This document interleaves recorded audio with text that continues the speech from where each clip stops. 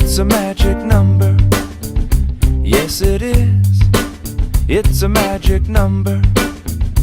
Because 2 times 3 is 6, and 3 times 6 is 18, and the 18th letter in the alphabet is R. yeah. We got 3 R's we're gonna talk about today. We gotta learn to reduce, reuse, recycle. Reduce, reuse, recycle. Reduce, reuse, recycle. Reduce, reuse, recycle. Well, if you're going to the market to buy some juice, you gotta bring your own bags and you learn to reduce your waste. We gotta learn to reduce. And if your brother or your sister's got some cool clothes, you could try them on before you buy some more of those. Reuse. We gotta learn to reuse. And if the first 2 R's don't work out, and if you gotta make some trash, well, don't throw it out. Recycle.